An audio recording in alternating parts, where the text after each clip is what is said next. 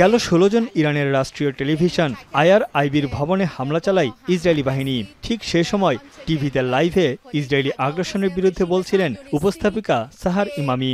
তখনই প্রচণ্ড বিস্ফোরণের শব্দ। ইসরায়েলের ক্ষেপণাস্ত্র সরাসরি আঘাত হানে টিভি স্টেশনটিতে।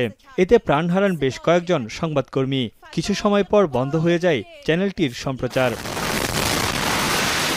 লাইভের শেষ সময়ের দৃশ্যে দেখা যায় হামলার পরও দমে না গিয়ে সংবাদ উপস্থাপন করে যান উপস্থাপিকা ইমামি। হামলার 1 ঘন্টা না পেরোতেই আবারও লাইভ অনুষ্ঠানে ফিরে আসেন তিনি। তার এই সাহসিকতা ও পেশাদারিত্ব সামাজিক যোগাযোগ মাধ্যমে ব্যাপক প্রশংসা কুড়িয়েছে।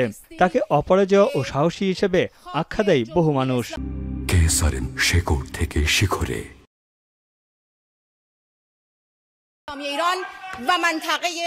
এই সাহসিকতার জন্য ভেনেজুয়েলা সরকার ইরানি উপস্থাপিকা সাহার ইমামিকে 2025 সালের সাইমন বলিভার পুরস্কারে ভূষিত করে।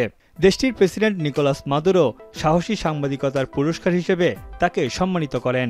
এছাড়া হামলার সময় টিভি স্টেশনে কর্মরত সব সংবাদকর্মীদের সাহস ও পেশাদারিত্বের ভূয়সী প্রশংসা করেন তিনি।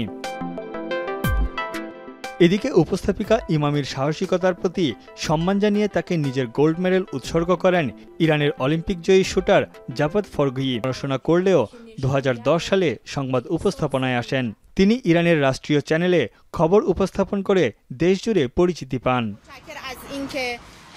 তানভীর জানি, এখন বিশ্ব।